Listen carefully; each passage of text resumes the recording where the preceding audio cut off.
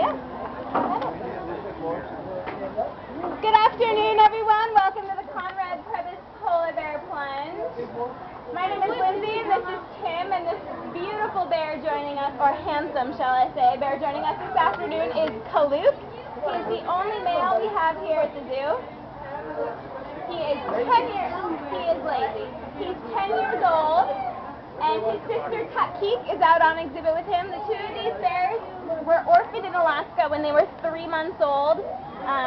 Their mother was killed by a hunter, and thankfully, fortunately, they came here and they've been raised here ever since they were 3 months old. He weighed about 12 pounds. Wow. Now he weighs over 1,000 pounds. We can't quite get him to stand up tall all the way because we're not tall enough to reach him, but if you walked by our polar bear statue on your way in, Kaluk, when he stands all the way up tall, is just about 4 inches shorter than that bear statue.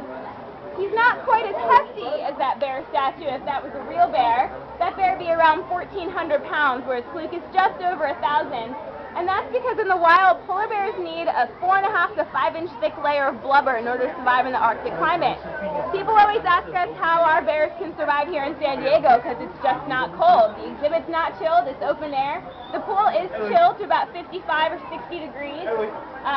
The reason we don't make it colder is because our bears don't have that fat layer. We feed them a low-fat, beef-based diet. They also get fish and some different types of chow. But here you'll notice that Tim's feeding him things like lettuce, grapes, yams, melon.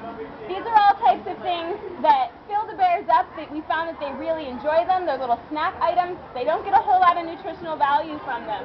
If you look around the exhibit and see any poop samples, they look like crushed up carrots. These bears are relatively strict carnivores, so anything that's not protein-based just pretty much goes straight through their body. I'm sure you've all heard one of the biggest challenges facing polar bears in this day and age is climate change.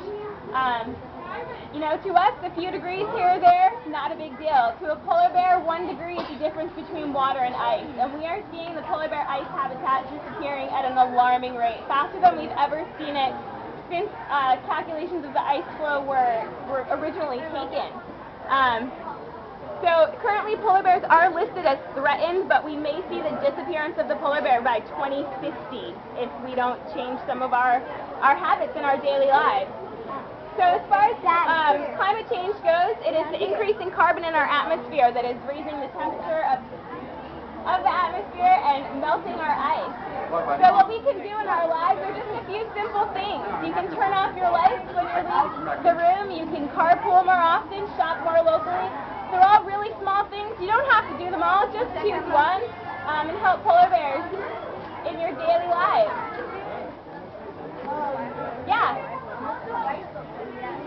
He's just drooling. What's her source of protein? We use a beef-based diet. So we have a 5% fat beef diet that helps give them all the nutrition that they require, but keeps their fat layer down so they don't get overheated in this climate. How old is my sister's name? He's 10 years old. Did you know that my sister's name is Lindsay?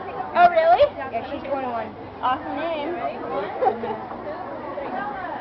Does anyone else have any questions about our polar bears? Why is he foamy? You get some... He just loves his snacks. Oh. Does he have a name? His name is Kaluk. It means thunder in Inupiat. The other ones don't come over. Takik is the only one out here. They kind of have established this first come, first serve.